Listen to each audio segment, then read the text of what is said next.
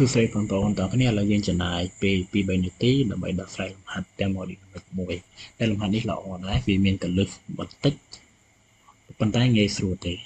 តោះឥឡូវដើម្បីដោះស្រាយយើងមើលប្រធានលំហាត់ទាំងអស់គ្នាគេថាលុយញោមមួយមានម៉ាស់1គីឡូក្រាមត្រូវបានគេដុតក្រោមសភាពបរិយាកាសការសីតុណ្ហភាពពី22អង្សាសេរហូតដល់40អង្សាសេកក្រនីកំមន់បំពេញដោយអាលុយមីញ៉ូមខក្រនីកម្ដៅដែលស្រូបអាលុយមីញ៉ូមកក្រនីបម្រាប់រូថាពោក្នុងរបស់អាលុយមីញ៉ូមគេឲ្យកម្ដៅម៉ាស់អាលុយមីញ៉ូមគឺស៊ីតូនស្មើនឹង900ស៊ូក្នុង1គីឡូក្រាមអង្សាសេ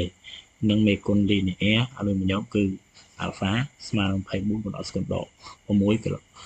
ក្នុង1អង្សាសេមេគុណលីនីអែនោះគឺមេគុណរីកបណ្ដោយនេះអង្គធាតុរឹងអញ្ចឹងកលឹះនៃលំហាត់នេះគឺបន្តិចទេគឺទាំងថានៅពេលដែលអង្គធាតុរឹងដូចជាអាលុយមីញ៉ូមនៅពេលដែលយើងដុតកម្ដៅវាពេលនោះវានឹងគ្រីមៀតពីមៀតដើមទៅមៀតសាច់អញ្ចឹងចង់រើបំរាមរូបមៀតរបស់អាលុយមីញ៉ូមយើងប្រើតាម database ស្មើជាមួយនឹងរូបមន្តវាគឺ V0 គុណជាមួយនឹង3 alpha beta t អញ្ចឹងយើងប្រើតាមរូបមន្តហ្នឹងដើម្បីដោះស្រាយរកបំរាមរូបមៀតអាលុយមីញ៉ូមប៉ុន្តែយើងត្រូវដឹងមួយទៀតថាតើកំណត់នៃបំពេញដោយអាលុយមីញ៉ូមហ្នឹងនៅក្នុងលំនាំអីគេចឹងដើម្បីដោះស្រាយវាបានយើងត្រូវដឹងលំនាំរបស់វាហើយលំនាំនៅក្នុងការដុតនេះគឺជាលំនាំអ៊ីសូបាគឺជាលំនាំអ៊ីសូបានៅពេលដែលមានថេសម្ពាធថេបាទអញ្ចឹងនៅពេលដែលសម្ពាធថេយើងដោះស្រាយវាមកហេតុនេះបានជាសម្ពាធថេដោយសារតែយើងដុតវានៅក្រោមសម្ពាធបរិយាកាសដោយសម្ពាធវាមិនប្រែប្រួលអញ្ចឹងយើងអនុវត្តទាំងអស់គ្នាជាមួយនឹងលំហាត់របស់យើងអញ្ចឹងមុននឹងយើងគណនាយើងដាក់សំណួរកទៅមកគណនាកំណត់បំពេញដោយអាលុយមីញ៉ូមបាទអញ្ចឹងយើងដាក់មកកំណត់ក្នុងលំនាំអ៊ីសូបាអញ្ចឹងយើងទៅសេមកកំណត់បំពេញដោយអាលុយមីញ៉ូមគឺ W ស្មើជាមួយនឹង W ស្មើជាមួយនឹង P beta V អញ្ចឹងយើងដាក់ដោយសិនដោយសម្ពាធបរិយាកាសរបស់យើងគឺ P ស្មើជាមួយ10សេគុណ5ប៉ាស្កាល់បាទដោយសារតែយើងដុតនៅសម្ពាធបរិយាកាសអញ្ចឹងយើងដាក់មកសម្ពាធបរិយាកាសគឺស្មើនឹង10សេគុណ5ហ្នឹងហើយមានតម្លៃថេបន្តមកទៀតយើងដាក់ថា beta V មាន beta V គឺស្មើជាមួយនឹង P0 beta t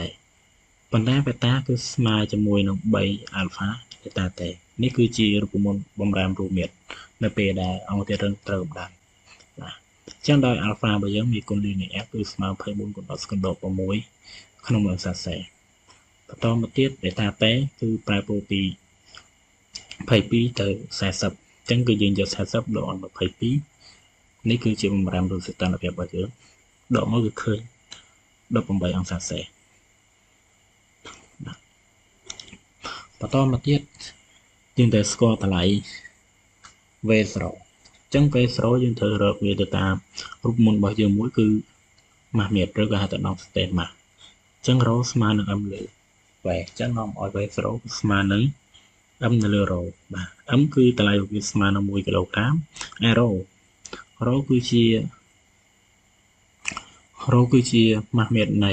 អាលុយមីញ៉ូមអញ្ចឹងកន្លែងនេះខ្ញុំបានឲ្យទេប៉ុន្តែ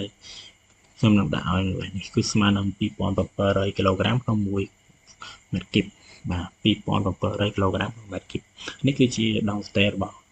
អាលុយមីញ៉ូមឬក៏ម៉ាស់មៀត្ររបស់អាលុយមីញ៉ូមអញ្ចឹងនាំឲ្យ W របស់យើងស្មើនឹង P delta V បាទអញ្ចឹង P delta V យើងសរសេរមក P delta V តមកទៀត delta V របស់យើងគឺយើងយកV0 បាទអញ្ចឹងយើងយក V0 3 alpha កុណឲ្យ delta t ដូចជានោះអញ្ចឹង P គឺស្មើនឹង10សេគុណ5បាទ V0 គឺស្មើនឹង1នៅលើ2700គុណឲ្យ alpha បាទ alpha របស់យើងគឺ24គុណ10ស្គនដល់6គុណឲ្យ delta t គឺ18អញ្ចឹងយើងធ្វើការគុណតិចមកបាទអញ្ចឹងយើងជួយកសោតតិចមកបាទ1ចែកឲ្យ2700 គុណឲ្យ3បន្មកគុណឲ្យ24បន្តមកទៀតគុណឲ្យ18បាទអញ្ចឹងបាន 0.48 0.48 ហើយនៅស្វ័យគុណមកវាមួយ10សេគុណបូក5ជាមួយ10សេគុណបូក1សល់10សេគុណបូក1អញ្ចឹងយើងសេបាន 0.048 បាទຂະຫນាតកម្មន់គឺជា0អញ្ចឹងសំណួរគាត់តែប៉ុណ្ណឹងអញ្ចឹងយើងដាក់ដូច្នេះមកគឺកម្មន់ដែលបំពេញដោយលំញោមគឺ W ស្មើនឹងឯ W ស្មើជាមួយនឹង 0.0408 បាទអញ្ចឹងចម្លើយសំណួរគាត់មានតែប៉ុណ្ណឹងបន្តមកទៀតយើងដោះស្រាយនៅសំណួរខទាំងអស់គ្នាបាទបន្តមកទៀតយើងដោះស្រាយសំណួរខវាថាកណនីកម្ដៅដែលស្រូបដោយអាលុមីញ៉ុំអញ្ចឹងកម្ដៅយើងតាមវារ៉ាសុកគុយគេនិយាយមកកណនីកម្ដៅដែលស្រូបដោយអាលុមីញ៉ុំអញ្ចឹងនៅពេលដែលយើងដុតកម្ដៅមួយទៅដល់អង្គធាតុពេលនោះអង្គធាតុវានឹងស្រូបកម្ដៅហើយកម្ដៅដែលវាស្រូបគឺយើងអនុវត្តតាមរូបមន្តដែលយើងធ្លាប់ជួបពីមុនមកគឺគុយស្មើនឹង MC delta T MC delta T ហើយ M គឺជាម៉ាស់របស់អង្គធាតុM គឺជាម៉ាស់របស់អង្គធាតុគឺ1គីឡូក្រាម C គឺជាកម្ដៅម៉ាស់របស់អង្គធាតុគឺគេប្រាប់មកស្មើនឹង900ស៊ូក្នុង1គីឡូក្រាមអង្សាសេគីឡូក្រាមអង្សាសេហើយ delta T បើយើងយក40ដក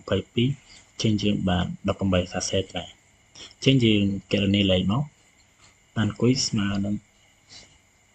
900គុណឲ្យ18ចេញយើងធ្វើការគុណទៀតមកចេញចម្លើយរបស់យើងគឺឃើញ 16200 បាទចម្លើយសំណួរខមានលក្ខណៈនេះបន្តមកទៀតយើងដោះស្រាយសំណួរ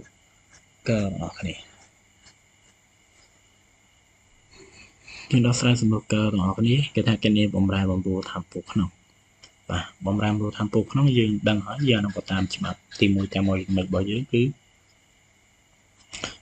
គុយស្មើជាមួយនឹងដេតាអ៊ុយបូក18ចេញយ៉ាងណាមកកណនីបំរែបំរួលថាមពលក្នុងបាទរបស់អាលុមីញ៉ុំចេញជាដាក់មកតាមច្បាប់ជាមួយតាមមួយមិត្តចេញសរសេរបាន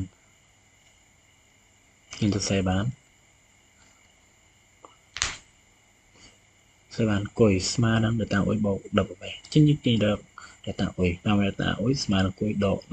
18បាទចេញជាដាក់មកដោយគុយយើងរកឃើញនៅសំណួរខហ្នឹងគឺ 16200 ស៊ូបាទ 16200 ស៊ូហើយ W យើងរកឃើញនៅសំណួរករួចហើយគឺកំណគឺស្មើនឹង 0.048 ស៊ូបាទ 0.048 ស៊ូអញ្ចឹងយើងដាក់ដោយរួចហើយយើងកណនីវាមកដល់មកតាអ៊ុយរបស់យើងគឺស្មើ16200ដកឲ្យ 0.048 បាទអញ្ចឹងយើងធ្វើការកណនីលេខវាមកចឹងចំណុចរបស់វាអត់មានប្របាក់ទេគឺស្រួលទេអញ្ចឹងដកវាមកឃើញ 16199.95 អ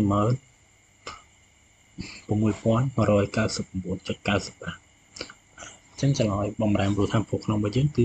ប៉ុណ្ណាអញ្ចឹងចំពោះលំហាត់នេះក៏លើករបស់វាតាមតិច